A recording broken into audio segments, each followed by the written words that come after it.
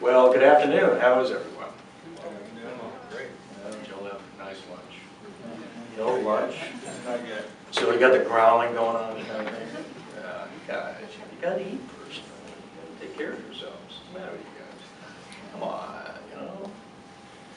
Where are your parents? Well, you can tell by, a few of the things that Neil alluded to, Dean, illustrious Dean, that I can't hold a job. It's been real difficult to hold a job. No, that's not true.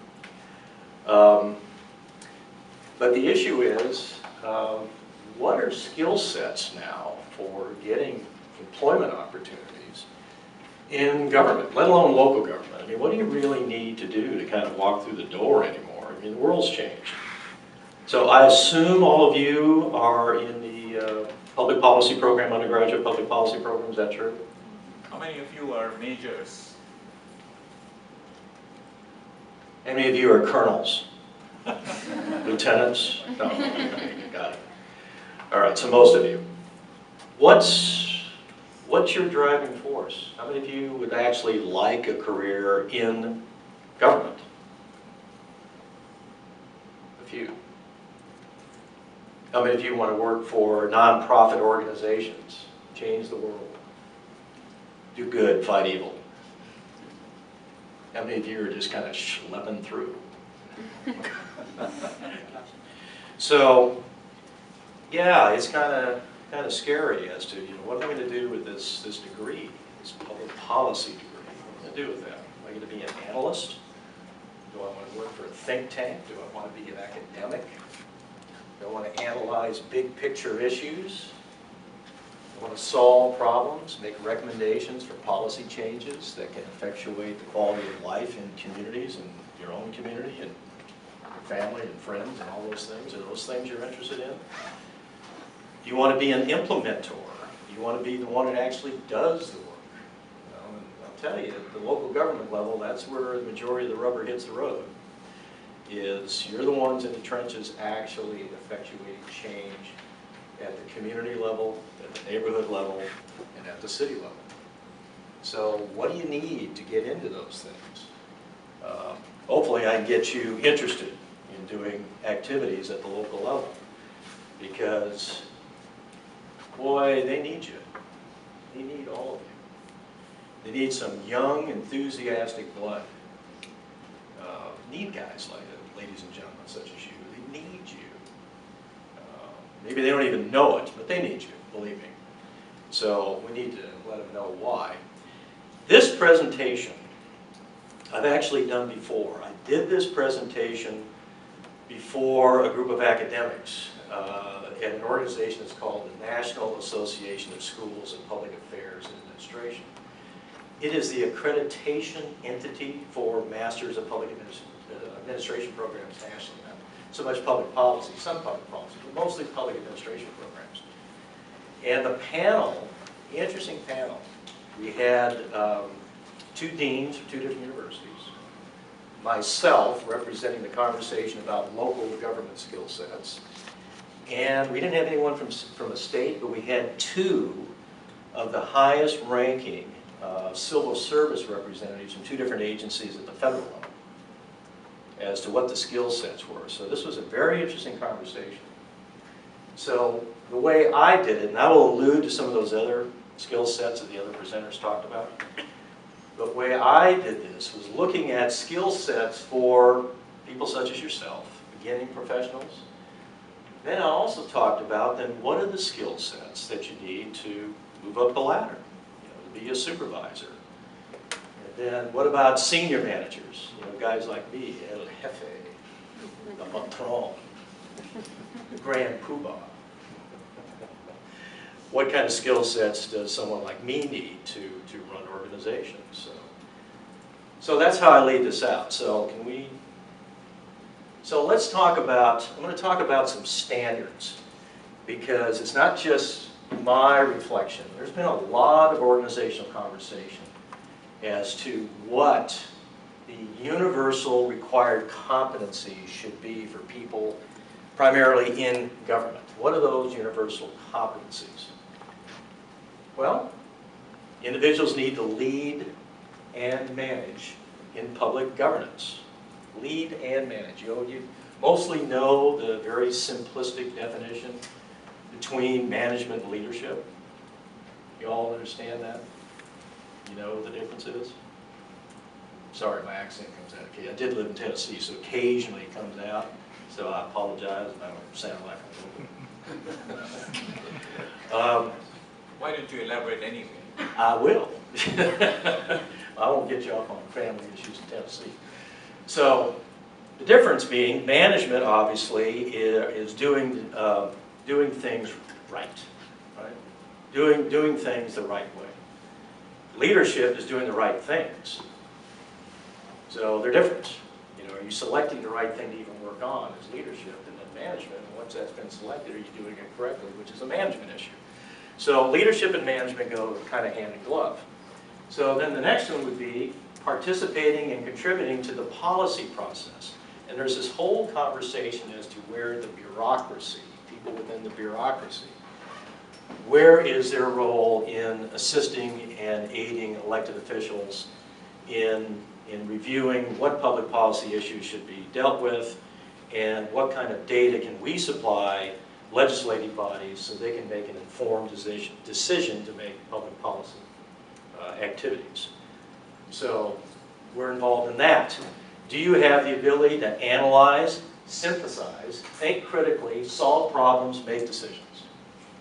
I think that's what you're learning in this program, I would assume, are those kinds of things. Analyzing issues, synthesizing issues, thinking critically, solving problems, make decisions. Very simplistic. Yeah, really, not really.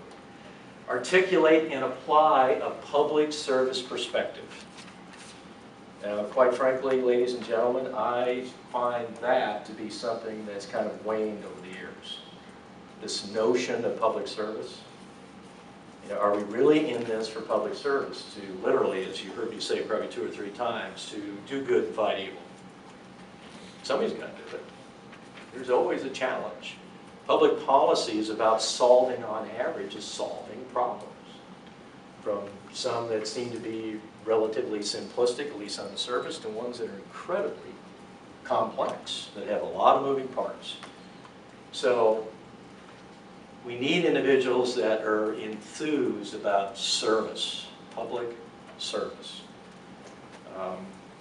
What I normally do, we don't have time to do it today, I normally bring with me a copy of President Kennedy's inaugural speech in 1961. There hasn't been many speeches since 1961 like that. And I know Mayor Loveridge is a fan of his brother Robert Kennedy, to say the least. So am I. And if you get a chance to ever look at it, you can look this up on YouTube, because I didn't bring it with me. The version that I would suggest you look at is one that's done by, it was funded by Harvard, and it was put together by a violinist by the name of Mark O'Connor. And you'll have to reference the Mark O'Connor part to look it up on YouTube, but you'll find it. And the way this is done is the black and white starting at the president talking on the steps about public service and how the world's going to change because he's become president. But then it transitions to facial shots of about 40 people that basically speak the lines of the speech. And you're going to recognize about half those people from every walk of life, every political affiliation, every ideological background, foreign and domestic, in this speech. It's very moving. I would suggest you look at it metaphorically because it talks about the issues of the time, like threat of communism and nuclear annihilation, just little small issues that were going on at the time. But look at it metaphorically. What you also need to do is to learn how to effectively communicate and interact productively with a diverse and changing workforce and citizenry. It's just as challenging for all of you when you finally get into that workforce to deal with your fellow workers. All of a sudden, that's not being in a classroom. All of a sudden, you got to figure out how to deal with your peers. You got to learn how to deal with managers. Some are better at it than others. Some may infuriate you, and other ones go, oh, he's so nice. You never quite know, because there's this balancing act of efficiency and effectiveness, getting things done. Because at the end of the day, you got to get things done. You got to get them done.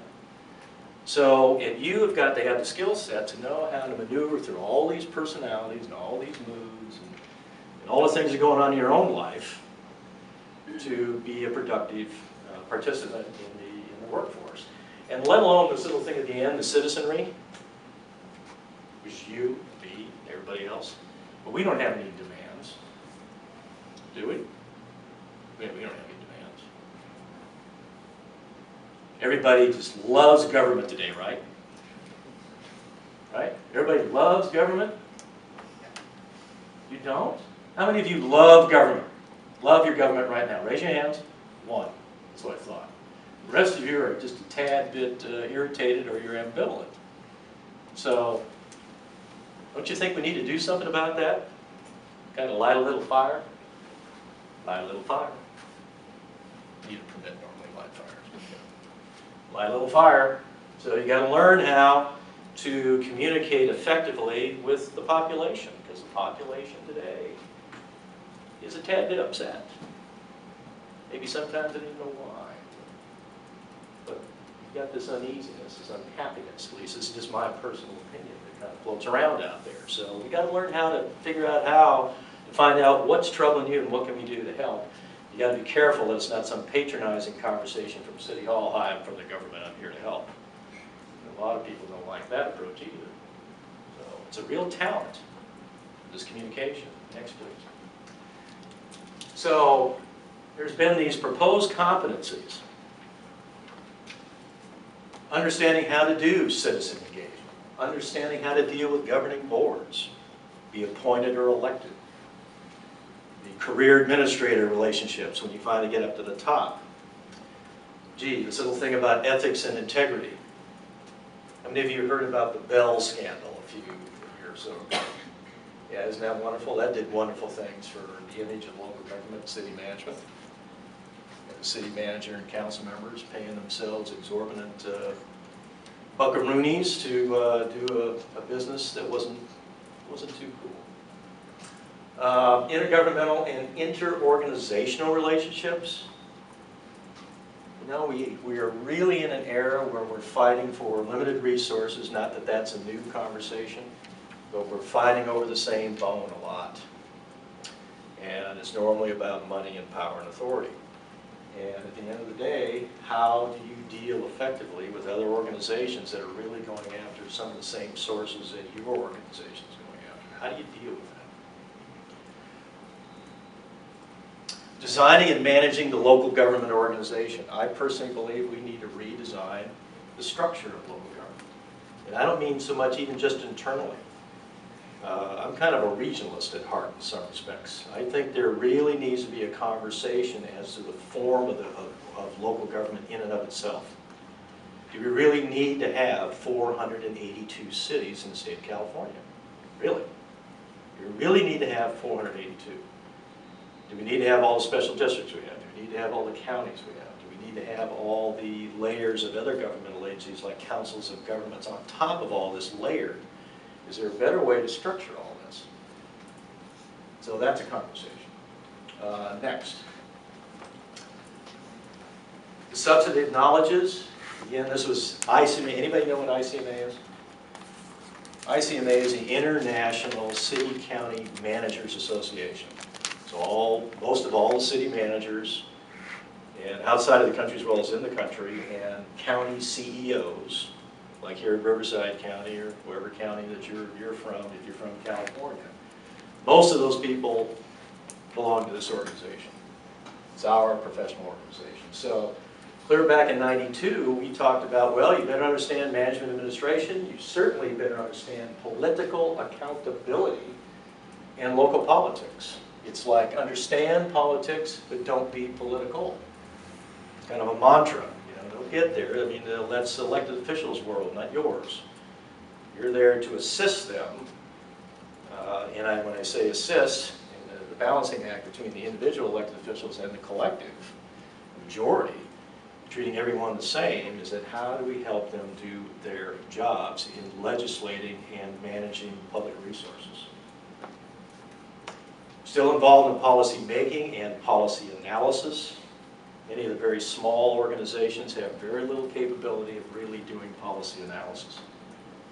They just don't have the depth and have the financial ability to pay individuals that have that capability. So if it's on a very specialized basis, they sometimes will contract out to consultants or firms or whatever to help a city solve a particular problem because they don't have the depth of experience in-house. Administrative values, processes in a democratic society. It is so easy in the day-to-day business of just doing your job to forget that local government operates within the context of democratic systems. And it's not just your elected body, that's the citizenry. That's the voting process. That's the engagement that your average citizen, if they think about it, and of course there's always the issue of talking in gross generalizations, which can get you in trouble. But most people, when they think about it, they really like somebody asking them what their opinion is about what is going on. It is, isn't it? Of the people, by the people, for the people. I think you might have heard that somewhere. The tall guy with the beard, funny looking hat. You heard that guy. Abe something. Yeah, right.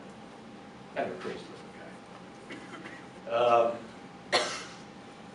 We really, and of course this has always been the case, but we're under such scrutiny today, administrative ethics. Understand, you live in a fishbowl. You are in the fishbowl because it is a public process, but in the same token, you are utilizing the public's dollar.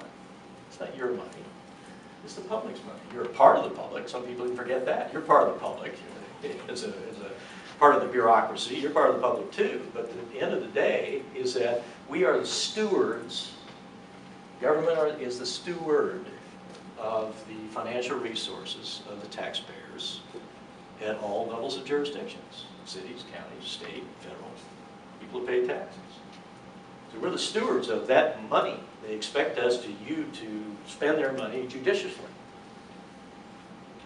And again, here we're back on citizen participation in public relations. This is constant feedback that government now has gone out of its way to deal with. Because years and years ago, the foundations of public administration really was kind of quiet about even dealing with the public. It was about internal efficiency. But the public was just kind of this client out here. You know, we don't really have to ask them. As long as we're efficient, cost effective, we don't really have to talk to them. And that goes back to Woodrow Wilson, back in the progressive era, the turn of the last century. Next, please. Intergovernmental relations, already talked about. Legislative behavior.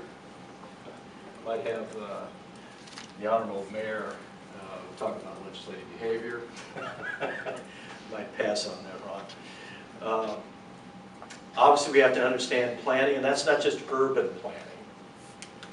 The physical environment of the city, it's also financial planning, strategic planning, it's all these different kinds of things. Urban planning, obviously, is about the physical evolution of communities. Gee, how about understanding law? Some level of law. Not that you need to be an attorney, but you certainly need to have some fundamental understanding of the legality of what we do, because government, by and large, ladies and gentlemen, is regulatory. The majority of our functions are regulatory, which means there has to be laws. We pride ourselves in being a nation of laws. So it'd be kind of nice to at least understand the fundamentals of that, what legal parameters you can operate within when you're in government. One of my favorite issues, knowledge areas, is understanding urban economics. I would posit to you that the majority of people that work in economic development in cities don't understand urban economics. They understand marketing. They got that down to a science, most of them.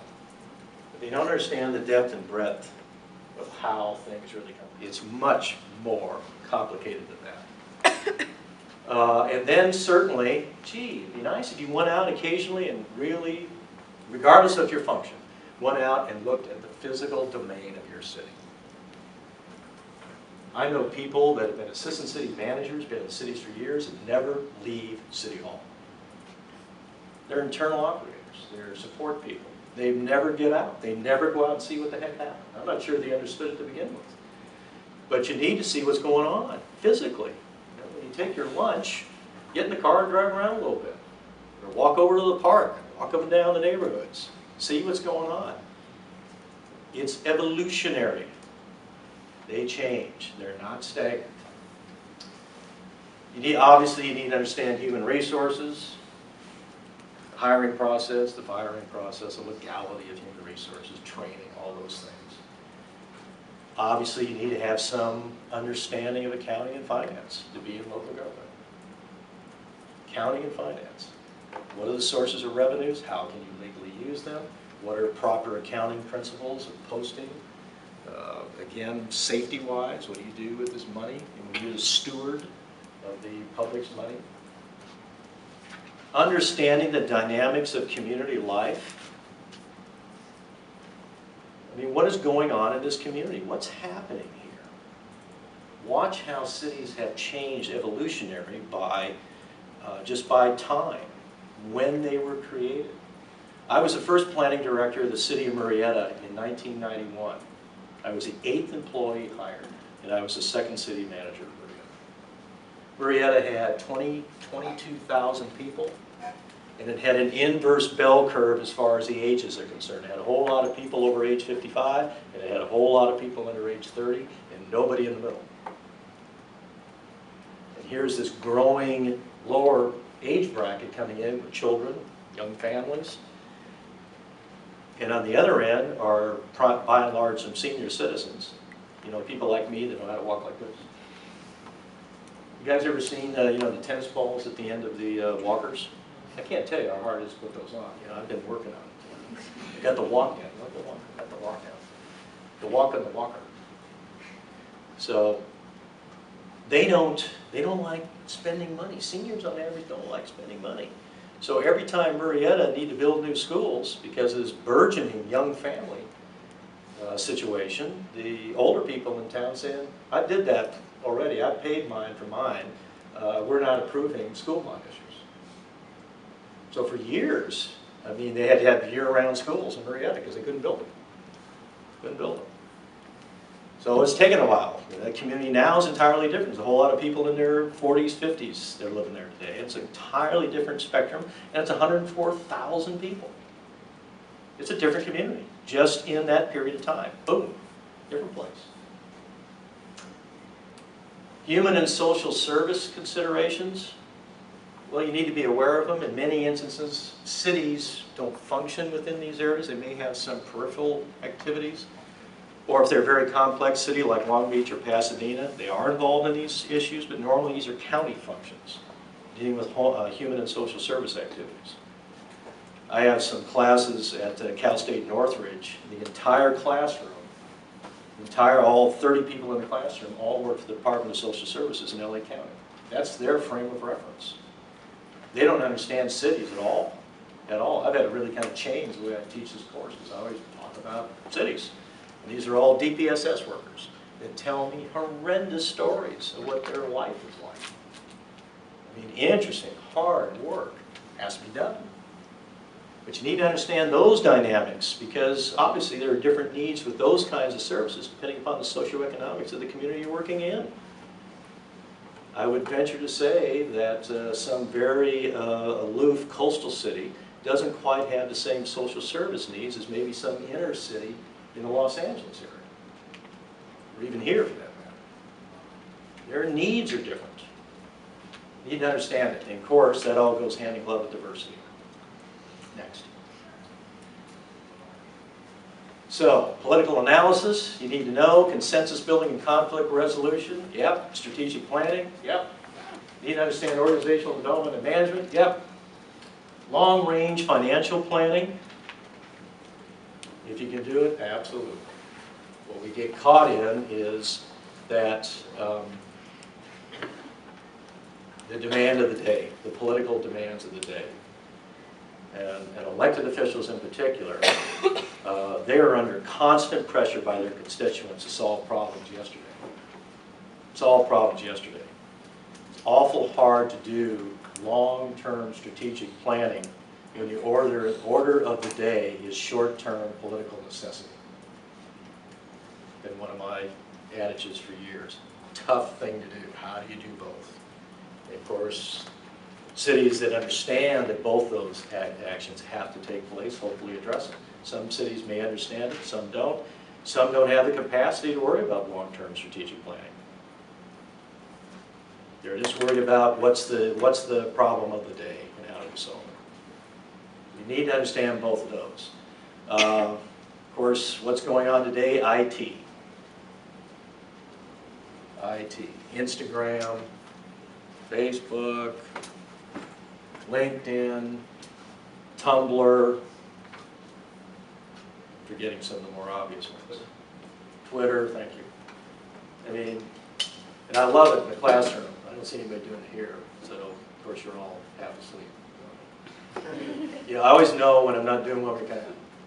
You give yourself whiplash. You know, that hurts. But this, how many of you do this all day long? And hopefully you're not doing it in the classroom.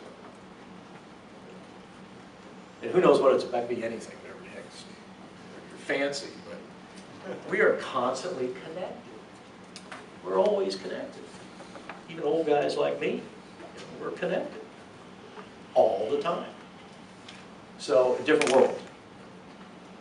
You certainly have to understand analysis and evaluation of information, understanding how to acquire resources, and yes, even though I kind of belittled it a little bit, you do need to bang your own drum. You do need to bang your own drum. You need to talk about your successes, your organization. You need to market. Look at the successes we've been doing. What have we been doing? This is what we've been doing. You actually have to do some of that. You actually do. Next. So, let's talk about you folk. Let's talk about y'all. Relative city, Crossville, Tennessee. Let's talk about y'all. So, for beginning professionals, let's go to the next slide.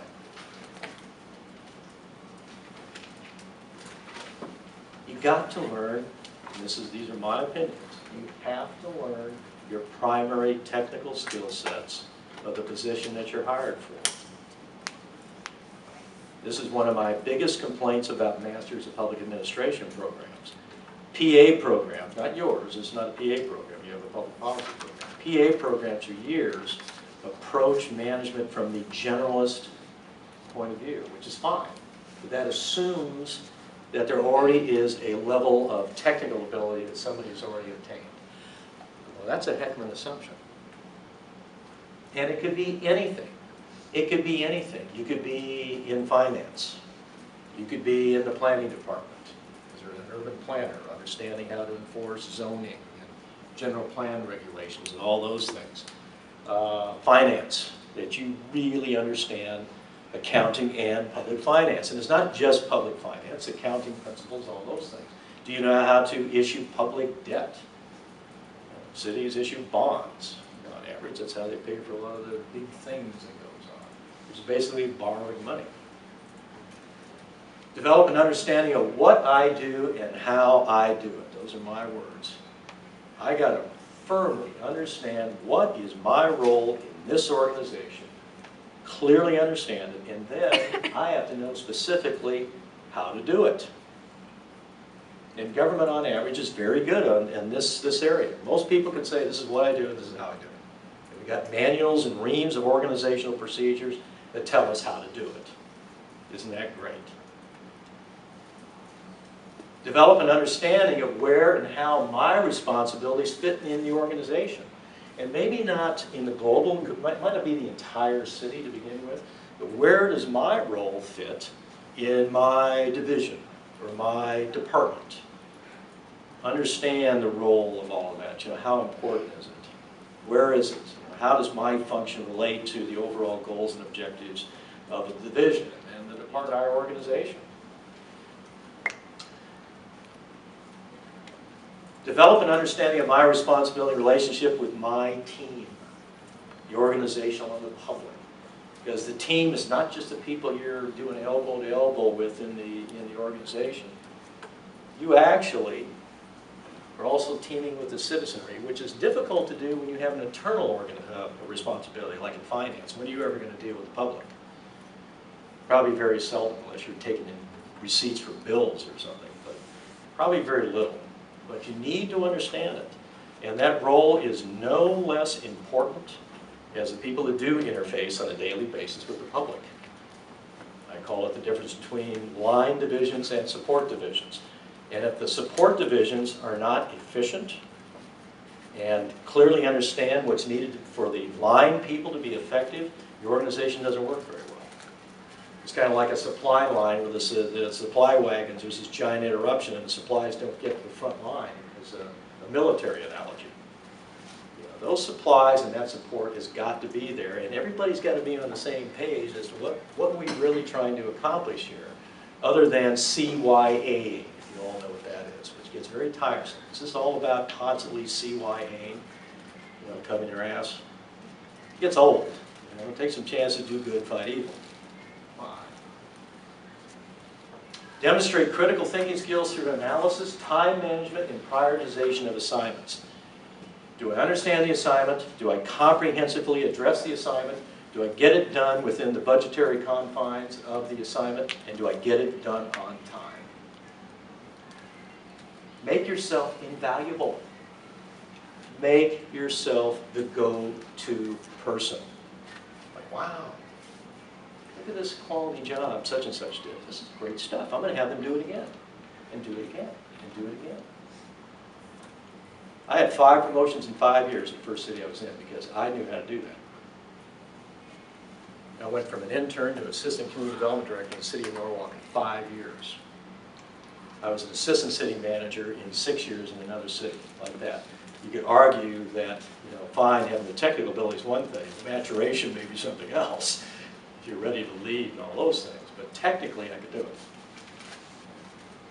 Demonstrate the ability to effectively communicate. Are you good at speaking with people, and are you really good? And I know your universities drive you crazy in this. You guys got to really know how to write. And writing in the public sector is such a challenge. It's different than academic writing. Did you hear that, Dean? Yes. It's different than academic writing. Quit trying to make these guys academics. What's the matter with you? Yeah, they Short brief. You say he's a good guy. He's a little tense. There's a skill set in writing in local government in particular. It changes a little bit in some of the other levels. But the skill set is to write concisely but comprehensively at the same time. And that is a skill. Most elected officials do not have the time nor the inclination to write reams and reams of data. They don't have time. And if it's an issue they're not particularly interested in, it's an issue. Same way it could be with your supervisors, not just elected officials. So can you get the information across to the decision makers briefly, but it gives them enough information so they can make an educated determination on a particular issue. That is a skill, and it takes a while to develop it. If you can do that and you can speak well, you're going to go a ways and really show enthusiasm. I'm enthused. I'm doing quality work. I'm enthused. I can speak well. I can write well. And you demonstrate that walking in the door. You may be one of those individuals that get those 5 promotions in 5 years. You may be one of them.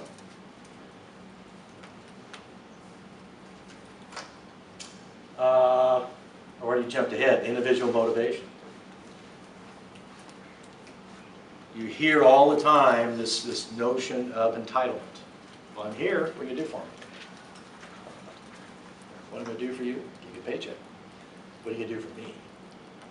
What are you going to do for me? This is a two-way street. It's not that I'm here. I'm wonderful. Can't you tell? Well, you may be. Prove it. Prove it. We're hoping you're as wonderful as you might think you are. We're hoping that's the case. Then we've really got a winner here. So, what do we got? How many minutes? 5 minutes. Develop an understanding of the why instead of just what and the how. It's not just what we do and how we do it. Understand why we do it. That's probably as important, if not more important. Why do we do it? And again, you're developing your basic leadership skills. Okay. That's the entry level and the doers. So all those skill sets you've taken with you. You've gained all these, you're a superstar, everybody loves you, and you got that next promotion. So you need to understand and demonstrate all those basic skills I just went through. You're going to retain those, hopefully. You're going to retain those skill sets. But on top of that, you're going to demonstrate the ability to successfully transition from a super worker to a supervisor. That's one of the biggest problems that people have. They continue to be good super workers, and maybe they have a standard that some of your coworkers maybe not quite as good at it as you are, and you end up doing their work for them. That isn't what you were hired to do. You were there to help them become more productive. So how do you get them to be more productive? Not doing their work for them. That's a hard transition. Many people never get past that, in my experience. Very few people get past it. Demonstrate the ability to organize and implement the efficient work of others. And there's training about things like this, but it's almost like, boy, I hope you have good mentors. You can observe by action how people do things. You're in a learning organization. Broaden communication skills, internally, externally, vertically, and horizontally. People above you, people below you now. You now see east and west. You're now communicating at a much deeper and broader basis. And you're now understanding how to develop budgets and purchasing skills. You now have some more responsibility other than being just the super doer. Next. Develop an understanding of the interrelationship with and difference between the governance and management. What are the roles of the elected officials in the governance of a community, of an organization, versus the day-to-day management? Start understanding the administrative law, the areas that affect what you do, the laws that are the parameters of what you do. Working knowledge of contract management. What does it take to do contracts? You've heard about privatization and all these external things that government does. You have to understand some contract activities and contract law. Develop a fundamental knowledge of public financing mechanisms. Develop negotiation, conflict resolution skills, and you continue to expand your leadership skills as a frontline supervisor. Demonstrate an understanding of people at the top.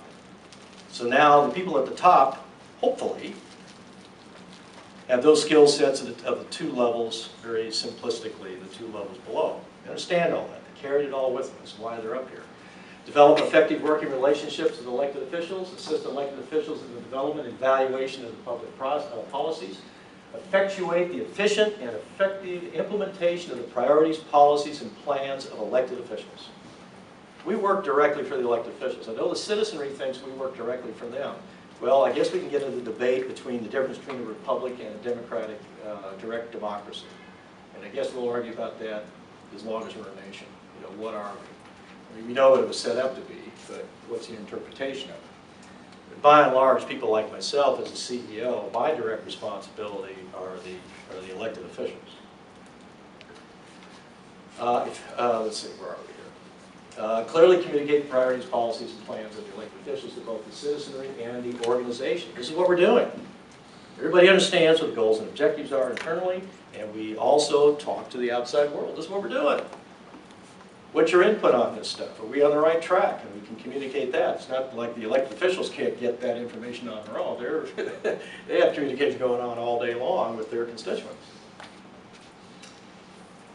Manage the preparation and implementation of budgets and public financing. At the end of the day, it's the CEO's responsibility to make sure that everything has been financially, fiscally done in the most professional manner and the safest manner possible.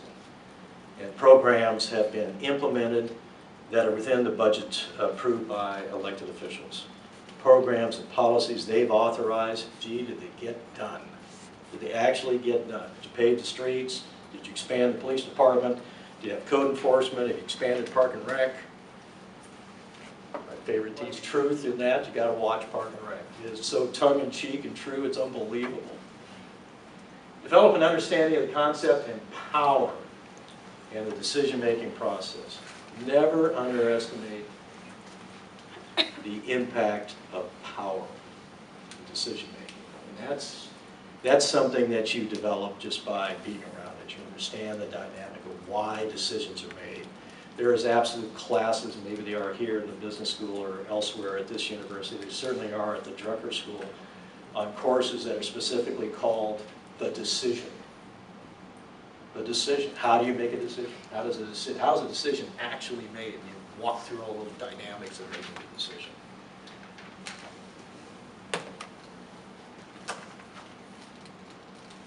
So, summation, administration role in democratic systems, long-term financial forecasting and sustainability, understanding fiscal development, understanding public-private, public-public, and public nonprofit partnerships. We're all more and more working with the private sector and nonprofit organizations to effectuate good services in the public. And you can do that. You don't have to work in local government, you know, to do good things in the public. You know, there are nonprofit organizations that do some pretty specialized, nifty things. You need to write this down. That's a highly academic term, nifty. Okay, you got that? Got nifty down? Okay. Understanding the concepts of proactive shared power. This is a tough thing. Sharing power and authority is a difficult thing to do. You've been elected to be something, a mayor or whichever, or you're a city manager. And we're operating in a world today where more and more people want to be involved in the decision-making process, which means you are partially sharing power. Maybe authority. Question is, are you really sharing responsibility? Chances are the responsibility is still yours, but you're now sharing authority with a group of people that you're serving. Understanding the concept of like I said, horizontal as well as vertical intergovernmental relations. What's next? Again, community and regional dynamics, you have to understand the demographics, and that's an issue in itself. I did this whole thing last night on demographics in California and nationally. Economic trends, economic versus fiscal development, community cultures, the physical domain of the city. How about globalization? I teach a class specifically on globalization at Northwestern. What are all these externalities that are affecting us right here in our backyard? All horizontal as well as vertical intergovernmental relations. I think that's it. All right, I think I made it. Questions? We have time for a few questions. This is your chance to ask any questions of someone who spends so much time and has so much experience of local government. Yes, sir. What was your approach in sort of rising up the political ladder? And was that like a strategic plan you had, or was it kind of as you went, opportunities came up? Well, that's good. My first job, it was nose to the grindstone. Steve, do you want to sort of maybe take a couple of questions and then answer them, or do you want to just do each one individually? Well, chances are with my age and memory, I'll probably forget the second thing, so. Okay, why don't you answer? We'll just do one time. I had no strategic plan other than to work hard and do good quality work. And I would like to think I'm a personable person, so most of the people I think I've worked with actually like me. Sure have them bullshit. But all of those things. So initially, no. Now, once I finally had spent quite a few years getting all the technical skills, then I was strategically looking at opportunities. I was actually too much of an opportunist early on. I really was. I was looking for that next title, that next responsibility. I moved around way too much in the early part of my career. But it also took me to be a department head. I was the youngest department head in the second largest city in the state when I was 35 years old. San Diego is the sixth largest city in the nation. So I went from small level cities to the big leagues almost overnight. It was a different world. So, but then it turned into strategic. Next. Next. Yes. Can you elaborate a little bit more? You mentioned that it's important for the staff of cities, staffers, to communicate and figure out what the problems are and how we can help constituents.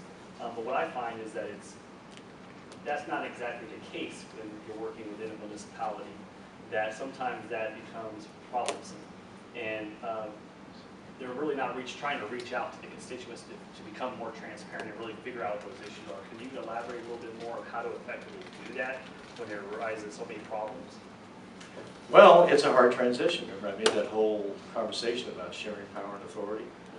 When you kind of open up and you are inviting conversations in the decision-making process, that's uncomfortable. especially if an organization's been used to being, and forgive me, paternalistic.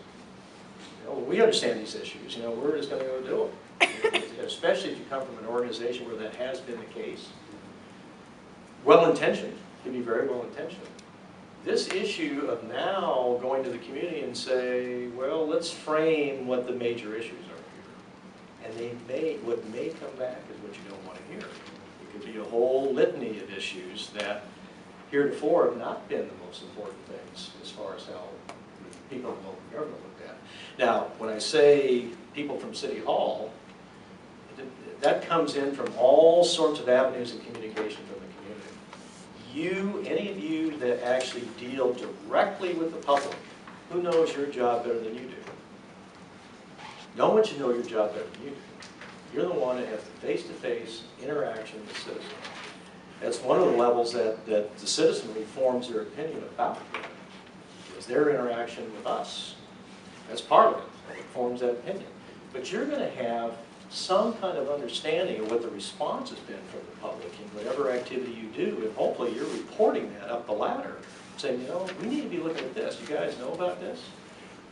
So this is a slow transition. There's some organizations that are more ahead of this transparency and being involved than others. Some is very hard. Some is very hard. I'm in charge. I don't need to be told what to do. I'm in charge. I know city councils that operate. They won't even talk to their constituents. I'm not quite sure how they get reelected sometimes, but they do that. That's kind of a dangerous activity to do. So I think you're seeing the evolution of this more open conversation, but it's going to be a long road. Next question. This lady here. Yes, I was actually along those lines. You were talking about not being political, you know, in government. So could you expand on what that means? Because I, for one, have like a cynical view of government. A lot of people do go into government intending to help, but what you can see as usually when they leave or something, it's not, they haven't really helped or done much. So could you expand a bit on that, please? What's your problem? What is the matter with you? Well, understand that there's a lot of different definitions of politics.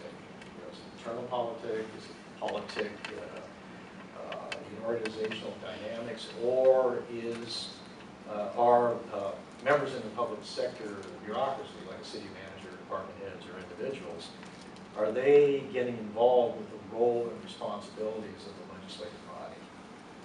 That's not their role. We weren't elected. We weren't elected. It's our job to help them frame and implement the activities that they find to be the most important in their communities. So we can help them define those things at times if they ask. But in the same token, I can't be working with one or two elected officials over here because I like them. And the two over here I ignore. I can't get involved in that type of thing. I work for all of them as the CEO or the city manager. I work for the entire city council. So they are all equal in my eyes. They have to be. And I can't play favorites, so that's politics. Can't do that. Can we make our best professional opinion about issues? We better.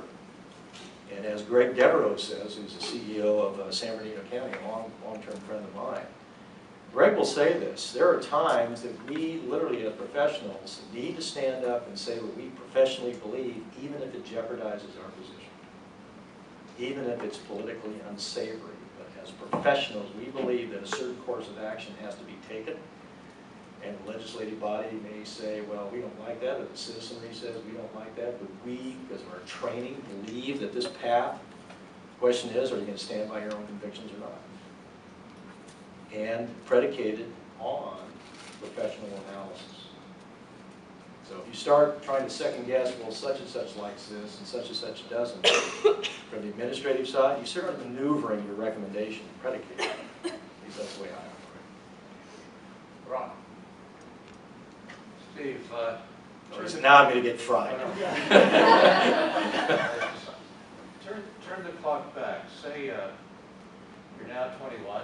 You know what you know. You're just beginning. You're looking out there. What am I going to do with my life? Where would your choices lead you now in terms of public service? Boy. Well, understand when I was 21, I was a drummer in a rock band. That's how I made it. So I didn't do this stuff. Because that's many ways to choices Yeah. that students in this room face. What am I going to do with my life to make it worthwhile? Well, boy, you know, I always wanted to still work for the State Department. I mean, my attitude of doing public service was at the federal level, not at the local level. Would I have changed my attitude about it? I'm not sure. But I'll tell you, the one thing I probably would have done is walking in the door in the city of Norwalk, I wouldn't have changed that.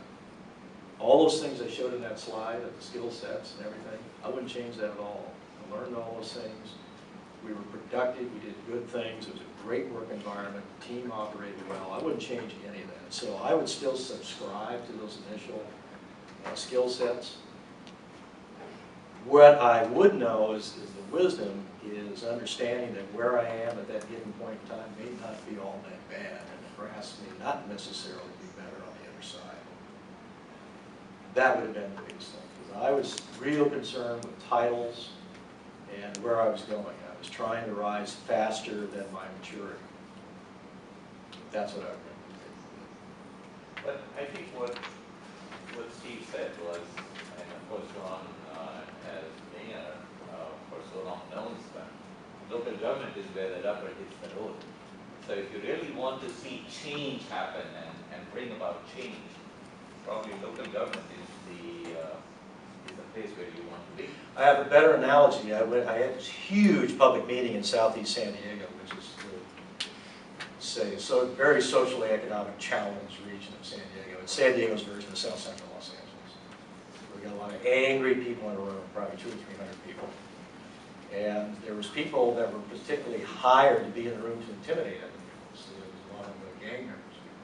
And one of the gang members got up at the microphone, screaming at all the suits up front and all the ties. You know, we're just a target. And the analogy of where the rubber hits the road, the analogy was, he says, I'm sick of this crap from you guys. This is where the bean hits a tortilla. So there's another analogy. But he meant the same thing. And I'm not making that up. But let me turn the question around and ask the same question of Ron.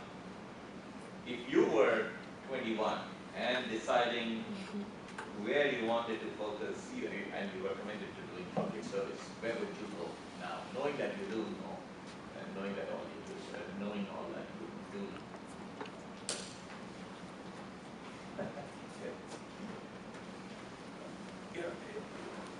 I think I was talking to a couple people who work in the state. They are interpreting binders, and that's good, but you really don't want to spend your life, it seems to me, in a large, kind of faceless bureaucracy where you're just interpreting the binder.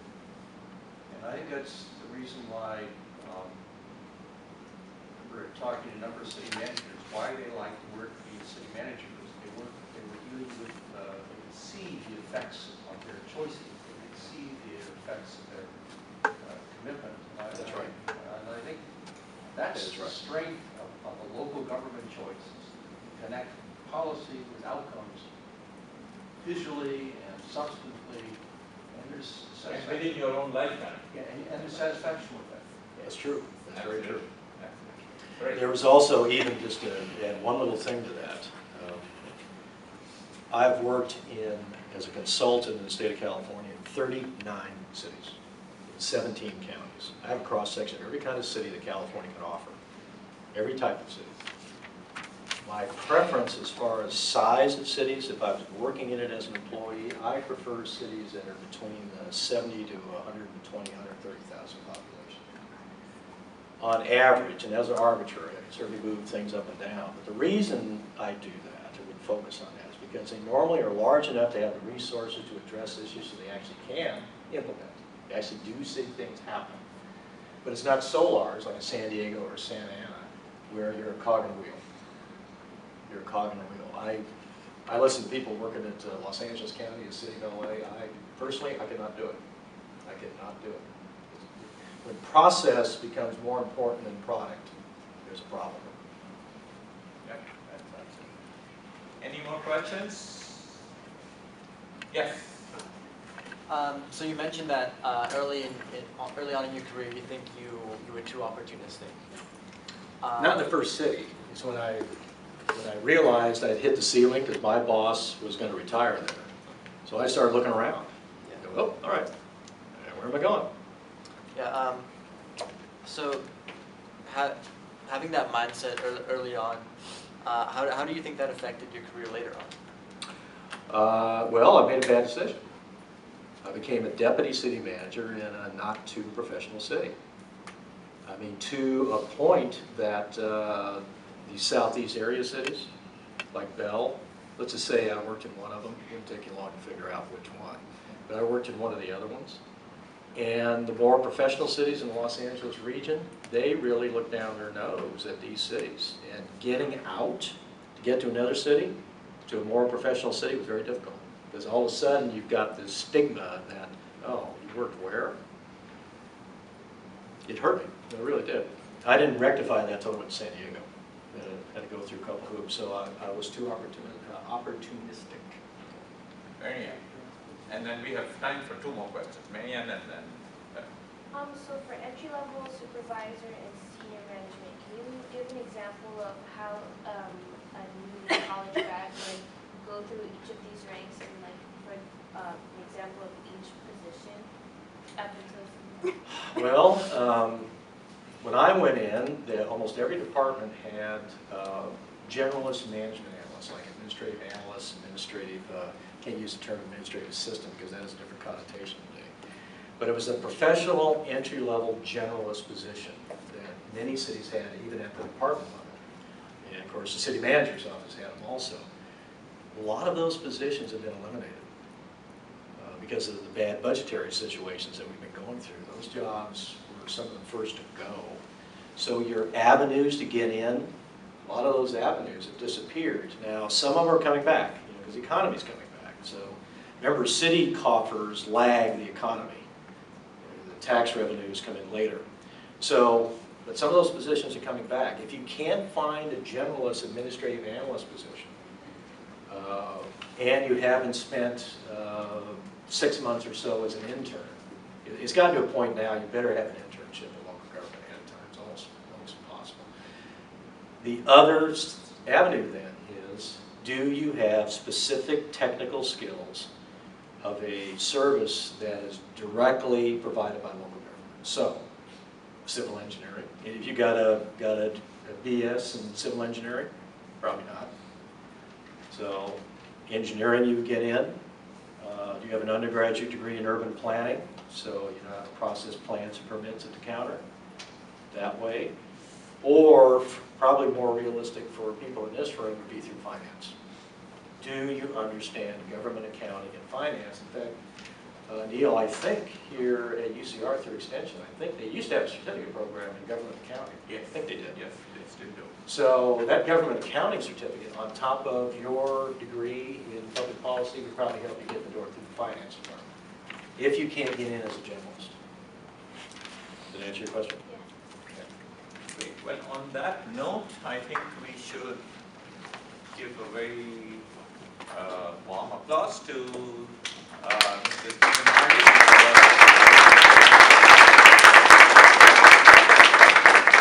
An interesting talk, and we hope to see him before too long again.